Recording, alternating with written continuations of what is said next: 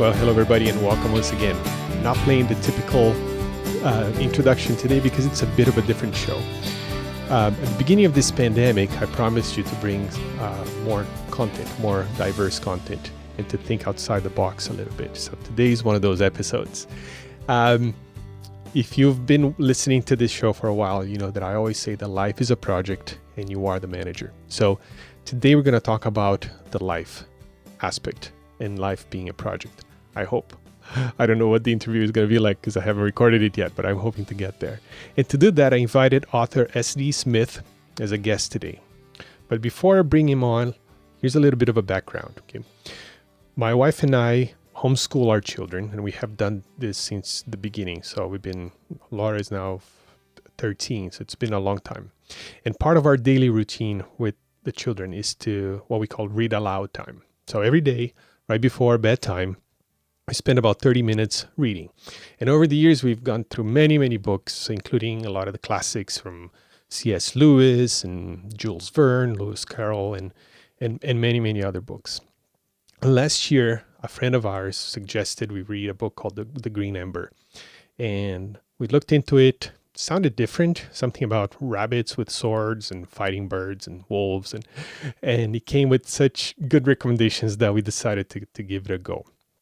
And we absolutely fell in love with this story, the characters, the universe they live in, and pretty much everything about this book. And luckily, there were 3 other sequels and other spin-off shorter stories about some of the side characters. And so we've been immersed in the Green Ember universe for a long time now. And we just finished the last book, which concludes the main storyline, which is called Ember Ends. So after reading these books, I'm positive that these books will become classics at some point, if they're not already. So I took the liberty to reach out to the author, S.D. Smith, to see if he would like to come onto the show to tell us a bit about his story and his stories. And it's not every day that we coexist in time with the author of a classic, so I thought I'd share him with you all. So, quick introduction. S.D. Smith is the author of the Green Ember series, a best-selling middle-grade adventure saga. The Green Ember has reached hundreds of thousands of readers and spent time as the #1 best-selling audiobook in the world on audible.com. Smith's stories are captivating readers across the globe who are hungry for new stories with an old soul, and I think this describes exactly what these books are. Enthusiastic families like mine can't get enough of these tales. And when he's not writing adventurous tales of rabbits with swords in his writing shed, Smith loves to speak to audiences about storytelling, imagination, and seeing yourself as a character in the story. And S.D. Smith lives in West Virginia with his wife and 4 kids, and he's on the line with me today. Sam, welcome. Caesar, thank you so much for those very kind words. Obrigado. It means a lot. I'm very grateful, and it's a pleasure to be talking to you today. Awesome. I see that your one time at a Brazilian airport has paid off. You learned a few words. That is right. I put it to good use. There's a few countries in Africa. I used to live in Africa, and there was a few in there that speak a little bit of Portuguese. So I've heard it more than one place. But yeah, I had a brief, glorious day in Brazil, and I loved it. At the airport in Rio and São Paulo. Yeah. Now, do you remember if it was the international airport in Rio, or was it the domestic airport? I think it was international, if I'm not mistaken. I don't remember too much about the airport, but I just remembered, going to the what is it, the Cristo and just going to the beach and Copacabana and and just sort of seeing a little bit of the town. We didn't get to go up on Sugarloaf, but we saw as much as you can in a day and just loved it. Awesome, that's great. So we have that in common. So before we start, can you give us a little primer on the plot of the Green Ember epic, if I may call it that? Sure. That's It's very kind of you to describe it in such kind words like classic and epic and all that. I mean, usually for a classic, I think you got to give it a few minutes, see if it's got any staying power. We're just getting started here, but that would be pretty special if that happened. But yeah, I mean, I was hoping we'd just talk about my 100% total expertise on project management the whole time. But I guess we can talk about rabbits with swords. I guess that's fine too. Um, I have a cursory interest in the literary world, so I guess I'll stoop to discuss that. Hmm. Um, yeah, so the story started out as adventures for my kids. It was a very organic, very there wasn't a lot of calculation involved with it. Not a great marketing genius or anything. It was pretty natural how it came about, and my kids at some point during the sort of telling them these stories when they were really young, they insisted, Daddy, you got to write this down. So I did, and I was interested in writing anyway. And my low bar expectation was just maybe the stories would be something that would be passed down in my family, and my grandkids and great grandkids would maybe read it, or they would think, oh, there was that eccentric grandfather in our family who wrote about rabbits, and so maybe. And I thought, well, that's pretty cool. Like I would take that, but that it's gone way beyond what we expected with a lot of people really resonating with the story.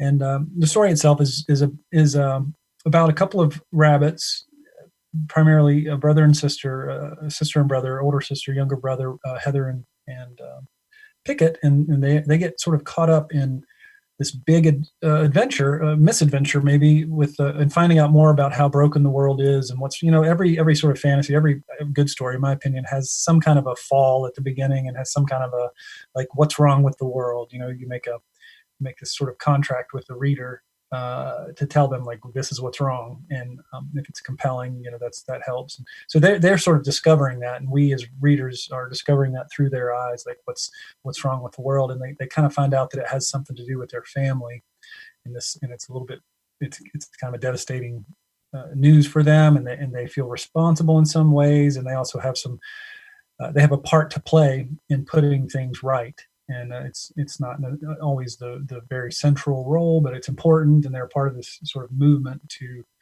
reclaim what's broken. They call it, the characters in the story call it, they long for the mended wood. So they're always hoping for this mending to happen, and that's what the moral force that sort of compels the story along. It'd be like in Star Wars, it's try to defeat the empire and restore sort of the order of the old republic or something. And for my world, it's definitely they're longing for this restoration that they're hopeful will be better than whatever they've experienced before. And so that's kind of the energy in there. It's sort of like a Robin Hood or Lord of the Rings sort of adventure action. Like you said, there's rabbits with swords and bows and arrows. It's a little bit kind of a medieval thing, but and it might sound a little bit silly, but I think there is kind of a heart to it that's kind of compelling or deep, that a lot of parents resonate with, and some kids too as well. But young kids can kind of access it because it's got the rabbits with swords, it's got the adventure, the fighting, the conflict, and it's kind of fast paced. That's the new story with an old soul kind of a thing. It's got that sort of, I think it does have some things in common with the old classics, as in it's got that kind of a heart behind it, got sort of a different, a deep and old fashioned, maybe like moral center, but the action is a little more fast paced than some of the older novels. So it's a little bit like seeing, actually my illustrator, Zach Franzen, he described it as sort of like, most people, if they want to read a classic or read something like a story with kind of old fashioned virtues, then they just will buy an older book, something like one of the ones you described, C.S. Lewis, or Anne of Green Gables, or something that's just like stood the test of time. But you don't see a lot of that heart or that soul in a lot of modern fiction. And he described it as almost like a Jurassic Park kind of a thing. Like it's taken out of a museum and sort of like it's kind of like seeing it in the wild. And sort of a modern sort of storytelling way, and that is arresting. I think for some people that's an arresting experience, so that they're like, oh, that's unusual. And I think that might describe some of why it rings some people's bells. Mm-hmm. So you say you spent a long time thinking whether you could, that you forgot to think whether you should. Yeah, I gave no thought at all to whether I I really should have thought about it. Did a Jurassic Park joke there. Okay, that's great, and you're very good at this. And I tend not to be a very like emotional person, and I have to say at least three moments in during the, let's say, across the four books, I had to pause the read aloud because I got choked up, and which is really weird because we're reading stories about rabbits, right? Um, so, well, I'll ask about the Old Soul and how come that was, those are old books. But before we talk about that, um, talk a little bit about the power of stories and about the mechanics that of basically words about made up rabbits making me cry. Explain that to me. It sounds like you're just a kind of a weak dude. I mean, that's what it sounds like to Maybe me. that's it. Yeah. I'm super tough. I never cry anything. Definitely, I just flex my muscles and open pickle jar lids. That's my whole life. Um, no, yeah, it is emotional. It's an emotional thing, and really, the rabbits are. It's a device. I mean, they're people. They have this deep personality, and they have pain and longing and hope. And so we quickly. I think that's one thing that makes it accessible. If you think about the Lord of the Rings as a story, we can go on that journey with Frodo and Bilbo in the Hobbit, and Frodo and Sam and the rest in the Lord of the Rings, partly because they're small. They're kind of stand-ins for children. So much classic literature, so many stories have weak or vulnerable characters that really that we resonate with, and I think that's because we feel that way, especially as children. We feel weak and we feel vulnerable, and we like to think that what is happening in our life matters, and that we have significance and meaning, and that our actions can mean something for good. And so I think we immediately identify. And so I think children of a certain age identify with personified animals really well. I do, and I C.S. Lewis did. There's a lot of people, a lot of men and women do as well, but it's easy for kids to do that. But we kind of very quickly, I think, forget that they're rabbits, and we don't think of them in a rabbit. They're very human. They're very they have this soul about them that makes us care. So I think that's why it kind of works that way. We go on this journey through them, and we're identifying with them in this way, so that their hopes and their hurts are similar to ours. And so it's not that much of a leap, I think, for us as readers to become emotionally involved with them. And I've found that to be true from kind of all ages with these stories. Right. Yeah, I found the moments that really spoke to me were the moments of bravery, right? When the sacrifice was made. I don't want to spoil much, but that you just learn to respect these characters as you're reading the story, and then they turn around and they give themselves up for the cause, and in a courageous way, right? That's really spoke to us here. You also, there's an element of redemption for some of the characters there, but I like that they don't come back from the dark side to save the world. They come back from the dark side, and they stay on the sidelines. It's not about them. So there's redemption, but not like they don't become the heroes. Was that intentional? That's a really cool observation, Caesar. I hadn't really noticed that, and now that you think about it, when you were talking about it, I was like, that resonates with me, and I recall some of those occasions in the stories. Um, but yeah, it feels like to me that was a part of the this. I feel like sometimes that's a little too easy in stories, that Hmm. you immediately are just everybody's sort of swapping loyalties and swapping virtues, and really kind of in a world that sort of puts, I don't know, that puts man me, for my own belief, is that if you put sort of a man or a person's uh, uh, beliefs, then like in the sort of the world revolves around each of us, that turns us into sort of these tyrant little gods, that it doesn't really reflect reality for us to just kind of switch on a whim. That there's, in the rabbits world certainly, and I think it reflects our world, there is kind of an order, and there is a pretty good clarity. Now there's temptation and there's difficulty and there's bad decisions and all that. It's the rabbits themselves are, I think, morally complex characters Hmm. capable of really good and really bad decisions. But what is good and what is evil is not unclear to the reader. And so I find some of those characters who have a pretty intense turning moment. What they are experiencing, I think, is acceptance and welcome into the new order. But there's also an element of like repentance, which again is kind of an old fashioned idea or an old fashioned term that we don't like to hear very much, because that, are you saying I'm not enough, are you saying I'm not good? And like, well, the truth is sometimes we're not, sometimes we do. So these characters, they've done evil, or they've cooperated with these tyrannical forces to enslave people. And so when they turn back, there's got to be some kind of not necessarily punitive, but they have to have a humility and a recognition of what that means, and a willingness to say, well, now I'm not going to be in charge of the new group. I need to sort of serve an apprenticeship. I need to serve in maybe a lower rank for now. And there's, so I think that, yeah, I think that I have never thought about that, but doing that intentionally, but that certainly sort of flows out of a belief about what it means to align our hearts with something bigger than ourselves, whether that's a cause or, for me in my own life, that would be, a relationship with God, and trying to not see myself as the center of the world, but sort of, the sin and selfishness, I think they sort of spiral us in on ourselves so that we become, and that's like a black hole. Hmm. I think we make really good humans at times and really crummy gods.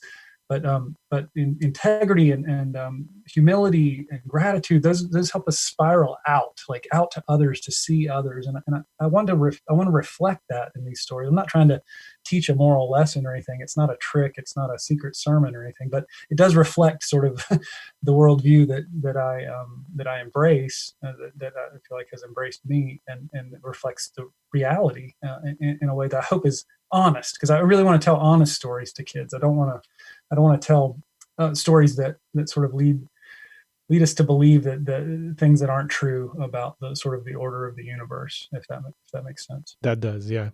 It's like that complicated balance between mercy, forgiveness, and justice, right? Because you need to have Yes. both. And I want to talk about some more of that in a little bit, but just to put a bow on the rabbit epic here. We have some good friends here who are reading the book at the same time as we are. Family of, they have 6 kids, and they have a question for you. So here's a question from Aiden, Claire, Michael, Joseph, Ellie, and Grace. Are there any plans for the Green Ember to be turned into a movie? Mm, that's a good question. Yes and no.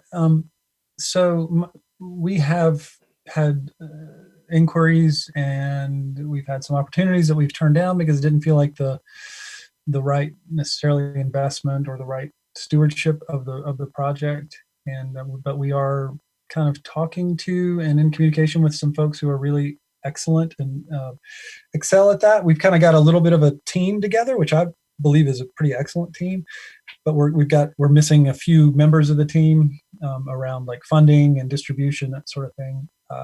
But yeah, there's some work. I've written a script for it, and we've with a friend, and we've got some really excellent people that are committed to it and have done a lot of work on it. But we also have sort of, so we're, on one hand, we're kind of hungry. This kind of describes sort of our approach in business and in this work in general. But we're not afraid to hustle, not afraid to work and get after it. But we also have a little bit of a kind of a calm attitude about it. We don't feel desperate. So even a lot of the meetings we've had out in Hollywood, like we don't, it's not like make or break. We've got it. This has got to work. And it just, because it doesn't, like it's got to be the right, arrangement, the right team. It doesn't have to be perfect or anything, but I'm just saying, like, I care about these kids. I care about the kids you just named who care about these stories. And I'm not just going to sell it to try to make money, or necessarily, like I want it to be, it doesn't have to be word for word or anything like that. I know it will be an interpretation when and if it happens, but I care a lot about it. I feel like responsible. So like, it's totally fine with me if it never happens. I prefer that it would, but if it doesn't, it's fine. The books are good, and I feel content and grateful for what's happening right now. I don't need that to happen for like validation or anything. I hope for it. But it's so both of those things are true at the same time. Like, we're ready to hustle. We're eager. We've done a lot of work on it, but we also feel kind of calm and not desperate at the moment. That sounds like a not yet, but maybe. Yeah, I hope so. That's great. That's good to hear. Okay, talking about the old soul stories, like you touched on a while back, that they tend to be older stories. Do you think that that's because let's say it's C.S. Lewis, right? Those books. Do you think they reflected the culture of the time, or because people read more than they actually helped guide the culture of the time? Are they a result of their times, or are they responsible for their times? Well, I think that's a great question. My guess would be, I know that C.S. Lewis felt like he felt like a dinosaur in many ways in his own time. I think Oxford and the culture around academia in the UK was already changing quite a bit, and I think he was already sort of out of fashion in a lot of ways. But I think, especially in that environment, I think he was looked down upon because of his stories, and denied advancement at Oxford itself. And he eventually was offered, the chair at Cambridge, and was briefly the chair.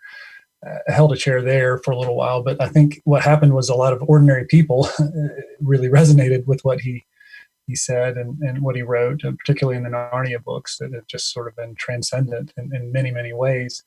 So I think that there perhaps was more of an appetite at the time. But what I'm finding is, if the things that are similar, I don't want to compare myself with C.S. Lewis. I feel like if we were both serving up food instead of stories, he would be the octopus with the many arms, just flinging all kinds of different incredible things in every direction, and I would be like an alligator, with a barely holding my little plate to try to deliver. So there's no comparison. But I think that the thing that is in common is that there are people maybe outside of some of the traditional sources of books, like the publishing industry or media sort of in general. Like, my books are totally outside of that, and I think his were definitely, it was definitely more in the sort of there wasn't really any other way to distribute books at the time, but they found an audience, and they found an eager audience that kind of grew and shared in the United States and in the UK. And so I don't know if, I feel like there probably was maybe somewhat more of an appetite for those kinds of books, more of a capacity. I feel like, I was talking to someone yesterday about how sad it is that, like, Shakespeare, for instance, is seen as kind of really high culture, and that ordinary people wouldn't like Shakespeare, that we sort of all get our Shakespeare inoculation at school, as some say. Like, we get enough of it to know that we don't ever want it again, and it kind of keeps us from ever dealing with it again, which is just a shame, because if you go to a play of Shakespeare, it's unbelievable, and Charles Dickens, for instance, was a seen as sort of like literature that feels intimidating to a lot of people now. But when Dickens toured the United States, he would sell out coal towns, like where I'm from, and industrial areas where poor people, would love his stuff. And so I feel like there is an appetite there, and it's kind of a shame that I feel like some of that has changed, and it's changed with the accessibility of maybe less thoughtful media in the form of like screens and that kind of a thing. That it's maybe a less hospitable environment for some kinds of stories to thrive. Mm-hmm. And I feel like that's probably the truism of the times. But what I keep finding is there are people in London, Canada, who love the stories. I get letters from China and from the Middle East and from South America and from all over the United States. Like, I'm looking at the floor of my office right now, and I have way more letters that I could possibly get to in the next month. I just can't. I'm so backed up with it, and so they're from all over the place. I can see.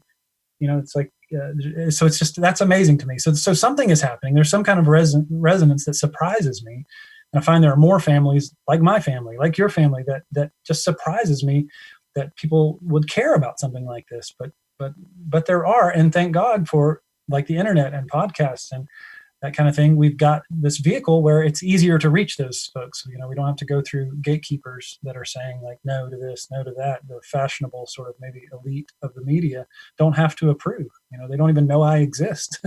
But my books are selling more than a lot of sort of the leading sort of titles in the bookstores, and mine don't even show up. And the New York Times bestseller list doesn't know I exist.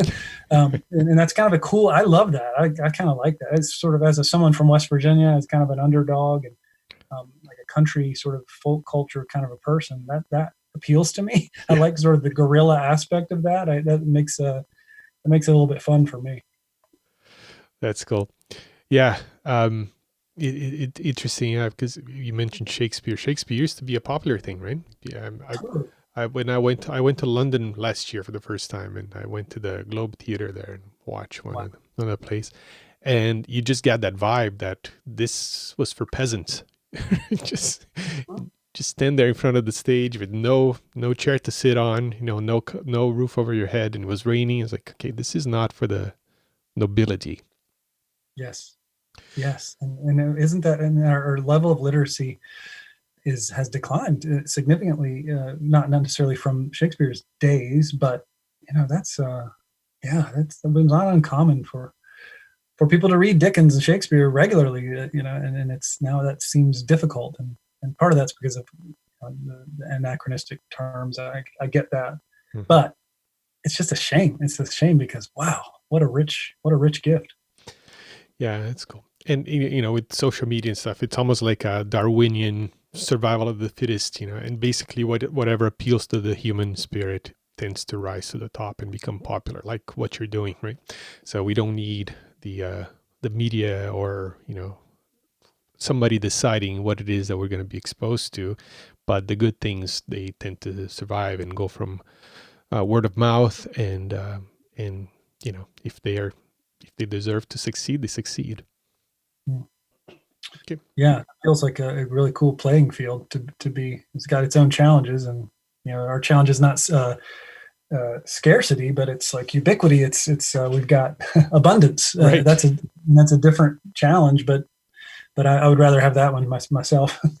Yeah, I think it's more fair. All right. So whenever people join the mailing list that I have on the website, I send them a message that basically prompts them to answer a few questions for me. One of them is, what is it that you want to do? What is bugging you? What would you like to be doing with your life? Things like that. And you'd be surprised at how many people reply with things that are not related to project management, but it's maybe a hobby or maybe something that they are passionate about. Like some nonprofit work, church work, things like that. And a lot of people feel trapped in their jobs, right? And here you are, writing for a living and doing well. So how does one become a full-time writer? Is this something you always wanted to do? And did you do something different before writing full-time? And how did you make that transition? Yeah, I feel like my experience for most of my life has been much like that. I would have said, say 5 years ago or 10 years ago, I would have said, I am working in adult education now. I was giving something like the GED, a high school equivalency kind of test. I was working with sort of low income folks who were trying to transition from welfare to work in my home state of West Virginia. And that was good work. I feel like it was honorable work. I enjoyed it, but it wasn't like it was more like the way I was providing for my family, and I felt like I was doing good, but it wasn't my heart's desire or my heart's work. And I think a lot of us live there, and that's okay. And there's no shame in that. My dad always taught me from when I was really young that all work was honorable work if it's honorable work. And so I've always felt that way. I've cleaned toilets, and I've delivered supplies, and I've worked, in the mining industry, and I've done a lot of different jobs, and I feel like that I'm not ashamed of any of them. But for myself, I've only been doing this full time for maybe 3 years, 2.5, 3 years, something like that. And it's still relatively new to me. And I mean, the Green Ember only came out a little over 5 years ago, so this is still a new transition for me. I hope it's the last job I ever have. I love it, and I feel grateful. And I used to sort of pray for something like that. I used to kind of, and just if you know the world of publishing, it is kind of rare for folks to be doing that with as their main job. They usually are working a few other jobs, or they have some kind of a spouse that's supporting them or something, and which is great if you can get that. But so I sort of used to pray, like I used to say, Lord, I would love to be able to do this full time. It makes sense to me, but I feel like I was trying to yield to His superior wisdom and saying, I think you know best. You know what's good for us here. I would love to do this. And, would you allow that? And meanwhile, I worked very hard toward it too. And so that happened, earlier than I expected. And it's been wonderful. It's not everybody's experience. And I would just say, like, it might be, it's appealing to sell the sort of rags to riches stories or the overnight success stories, but I don't think that those are very common. It's more common that people have worked hard for a long time, and in secret and in obscurity or over many years.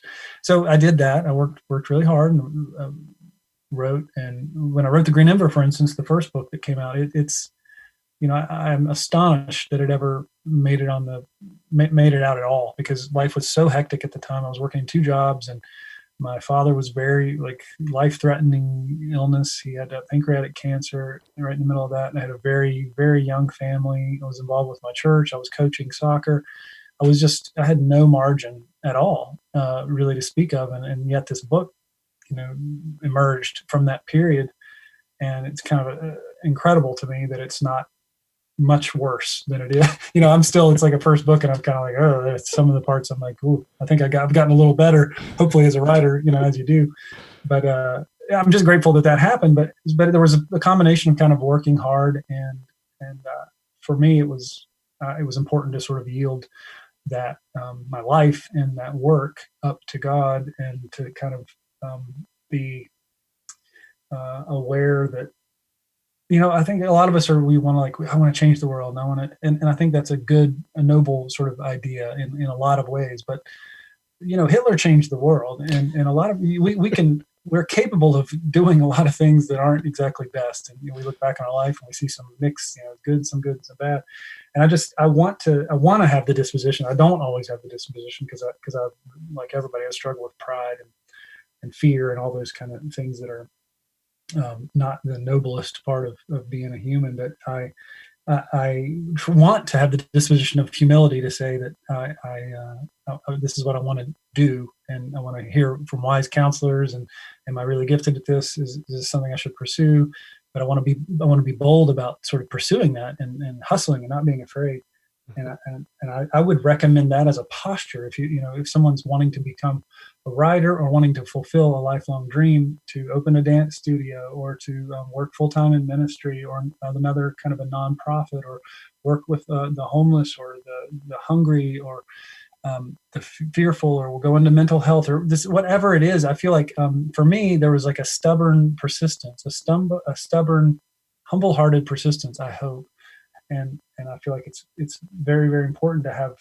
I think for writers, for me as a Christian, I think it's really important to have to be committed to sort of modesty, to ingenuity, to modesty, recognizing where I am, who I am. That I'm somebody's kid, and I'm from this humble part of the country that most people don't even know exists. The United States, most people don't even know about West Virginia. They think it's part of the state Virginia.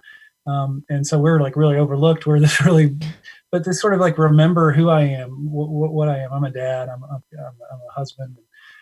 There's a big ethic around our parts of like, don't get too big for your britches. And I think that's kind of generally a good attitude to have. So to recognize that modesty is important, but then also to value ingenuity, and to say that I've been given gifts and that God's blessed me in certain ways, I'm weak in some areas, I'm strong in others. Like, how do I use those gifts to serve others? And as a writer, that means serving my audience and to giving them a good gift, and not just seeking myself. I think a lot of people think about art as self-expression, and I just believe that self-expression is not the end of art. I think it really is barely the beginning of art. That's again, that pushes us inward, and we're not thinking about others. So yeah, I feel like it's important to hold on to modesty, to ingenuity, and then the third word for me is that I need to focus on is hospitality.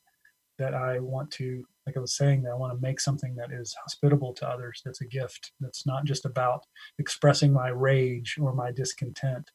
There is a place in art, I think, even in sort of Christian tradition, for lament and for expressing emotion. So I'm not against that at all. But I think if we're only about expressing ourselves and expressing our rage, then we're not going to be making a place that's hospitable for others. And I'm particularly tuned into that because I write for families and for kids, and I want to do that from a place of love and service, not necessarily just looking for fame and self-expression. So I feel like, so a lot of the stuff is not, people want to know, like, what's the step? Like, oh, I network with this person, or I go to this website and they tell me the 5 steps. Like, I think it's so much more important than what you are doing is who you're becoming. And I think that there's no substitute for that. And that's a journey, and that's going to involve a lot of pain and a lot of rejection. And I think what we want to do is we want to take the shortcut. How do I get there quickest with the least amount of pain? And the truth is, I couldn't tell stories that make you cry if I hadn't been through some pain in my life, if it hadn't cost me something, because there's a depth there, and you don't achieve that from just tiptoeing through the tulips with no difficulty. And the characters we love in stories are characters that go through tremendous adversity and do have sacrifice and do lose and do fail and then do turn and do repent and then and come back strong. We love that in our characters, so we should love that in ourselves as well, and realize that for me, we are caught up in a story. We are caught up in an adventure, like the story. And good news, that story isn't mainly about us. And we have a place, and we have meaning, and it matters. So we're connected to that. So I just feel like it's really important to know who you are. Who are you, and what do you love? And are those loves properly ordered? Like, do they comport with reality? Do they comport with it in such a way that your grandparents would recognize? Not something that's just sort of like a new fad that, like, this week we're all hyped up about this, and then next week it's that seems old fashioned, and now we've got a new kind of. Do we have some virtues that are rooted in something deeper than fashion? And then what do we do with our lives? We have a humility. We have a humility before it, but then that's not a humility that turns us into a worm. We're neither a worm nor a god. What we are is people, and frail, finite people, but we're capable, at least in my worldview. The worldview that I've received is that we are inspired people, that we have eternity in our hearts, that we're special, that we matter, we have significance, and it's not because of what we've mustered up and I'm enough and I'm so great. It's because of what we've been gifted, and that doesn't push us to the bottom, and it doesn't unnecessarily elevate us in some kind of fantasy, but it tells us where we really are, which I think that. So I feel like if you're chasing your dream, chase it. That's awesome, especially if it's a generous, hospitable one that loves others, serves others. Chase it, go after it really, really hard, but have the kind of humility to understand, like, what's really important is like who I'm becoming, and I'm capable of doing great things, or good things even. Let's be more modest. Good things, more capable of that if I have a disposition of a learner, of a humble person, of a student, of someone who's not the king of the world, but a person who has particular gifts, who wants to use them in a way that serves others. Wow. That's very meaningful, and there's so many different ways we can take this next. And I want to be respectful of your time.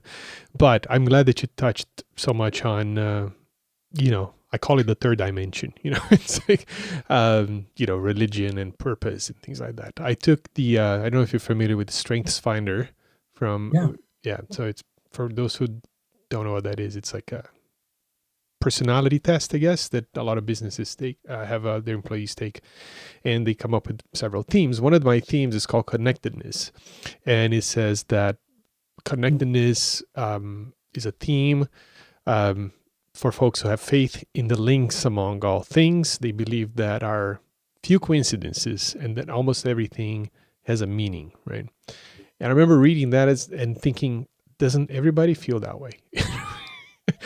and apparently not. So and I happen to share a lot of your core beliefs, and, I'm also Christian and all that. And I think people listening, they kind of can get an idea of what that means. But do you feel like we do all have a mission, a purpose, or a calling? And for those listening right now who haven't considered that, how can we find that purpose? Yes, I do, and again, the word calling only makes sense in sort of a world where there's someone who's using their voice to call, Right. and I that gives we have all these sort of vestiges in our language that we often don't believe as a culture, but I think we're poorer for jettisoning that. Those core beliefs that lead us to call things to use that kind of language. And so, yeah, I believe that as a Christian, the doctrine of vocation is a really important thing. And vocation, you can even hear it in the word vocation. It's a calling, and that's so much better than just like a job that I'm just. And there's dignity, and again, I think in all kinds of work, but to have a calling, and that's related to gifts. That's related to meaning. And I believe it. And you can obviously see that with you, this connectedness, the fact that you want to do a podcast with this weird dude in West Virginia, that's not even, we haven't even got to my complete and total expertise on project management yet. But I just think that's obviously a gift for you. And that's powerful that you're the kind of person that can do a podcast and think and be curious about others and care about connections and think about your audience and want to give them a gift, but you love these kids and you got these neighbors, like that's obvious about you. And I don't even know you very well yet, but I think that's super cool about you. And I love diversity. I think it's so, in art, you have these sort of themes of unity and diversity. There are things about a painting that are unifying, that are the same, that bring your kind of eye together. And then if you look at the particulars, there are all these little details that are diverse, that are different, and they show up because they're different. And I think that makes sense. I think that we are not just capable of art, but I think we are a work of art. And again, because like I talked about with storytelling, all great stories have a fall and have a part of brokenness, and I think that's true about our world and accounts for so much of evil and our own selfishness and sin and that kind of thing. I think that's our big problem, and I think that Christianity makes sense of that in a way that is compelling to me. But regardless of the fall, which does account for so much of evil, but we are gifted. All the good things about us, all the gifts we have, we all have these gifts of life, and then we have particular gifts, and those lead to diversity. St. Paul talks about that as being like we have different gifts. He talks about the people who are Christians as the body of Christ, and that we are different members. Like the eye can't say to the hand, "I don't need you," and we need each other. And we have different parts. We're different. We have different parts to play, and that's okay. We fit together, and we fit together in love, and it's rooted in a loving relationship. So the society works best when we're all saying yes to our calling, saying yes to what we need to show up to, and we have different gifts and different equipping for that, and it is related to meaning. It fosters meaning. It is evidence of meaning, and it's not always going to be the same. And I think that's cool. Like one of my best friends, his job is he's a stump grinder. He when people chop down trees, he works with arborists, and then he goes and he has a stump grinder and he grinds the stump down. He can fix anything. Brilliant guy. Not reading books all the time. Not massively, educated by a lot of people's standards, but a very wise, smart, sweet, most generous guy. I know one of my best friends. I'd call him right now and he'd come over and help me with anything.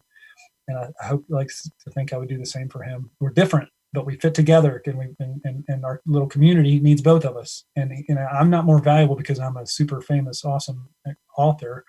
I don't have more value. I have a different calling, and that's okay. And there are people that are, far more, notable than me. When I'm long forgotten, people will still be talking about other people, and that's okay. That's okay. We have different callings and different vocations. We don't all have to be the same. We don't all have to be famous. That's a big thing now. Everybody's got to be, seeking to have their own sort of personal reality show through social media and all that. And we don't have to do that to gain significance. We don't all have to do the same thing. Maybe it's cooking. Maybe it's working in a soup kitchen. Maybe it's being a lawyer. Maybe it's being going into statecraft. Maybe it's doing project management. Whatever. These are all good things that can serve our common good. And I love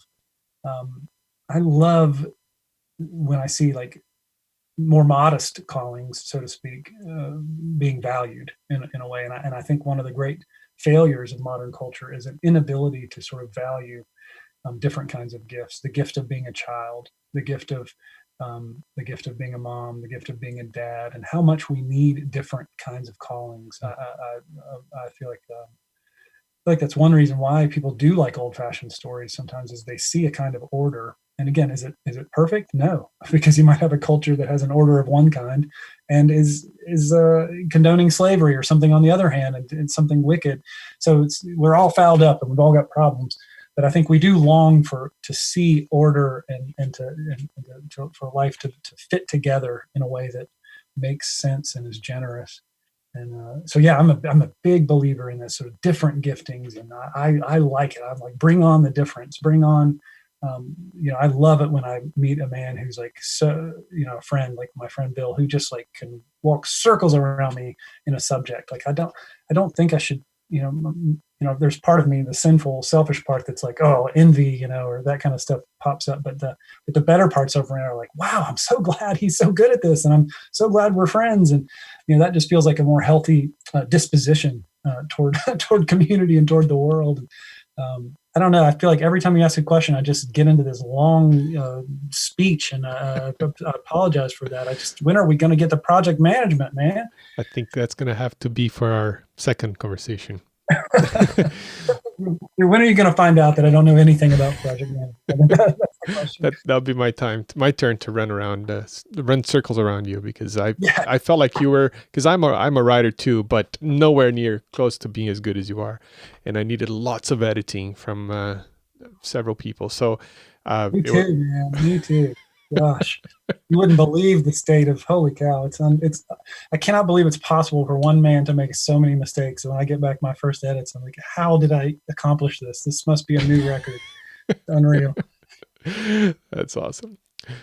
Sam, this is fascinating. There's just so much more we can talk about here, but in respect to your time and those listening, I think maybe we can press the pause button and maybe talk again in the future. But for those listening right now who might be interested in what you're doing, interested in your books, where should they go? Well, if you're still awake after all my sermon series here today, then no, this has been fun. And thank you so much, Caesar, for welcoming on here. This was when I first got your message. I was like, I don't know, it's out of my comfort zone. But my brother's like, oh, you should for sure. So I'm glad we got to talk. And thank you. And if anybody wants to try out my stories, or and there's no pressure at all, but if you have kids or something you want to give it a shot, my website is sdsmith.com. sdsmith.com, and I'm on Facebook and Instagram and those things. If you search for SD Smith or for the Green Ember, should be pretty easy to find. I'm the bald hillbilly from West Virginia. And thank you. And as usual, I'll have links to the website and also to places where you can buy the book on the show notes for today's episode, which you can find at pmforthemasses.com/129 for episode 129. SD Smith, thank you so much for this fantastic conversation. It's been a pleasure. My pleasure, Caesar. Thank you so much for having me. It means a lot to me. Thank you for listening to the PM for the Masses podcast. Tune in next week for more great ideas on how to manage your projects better and truly stand out in your industry. PMforthemasses.com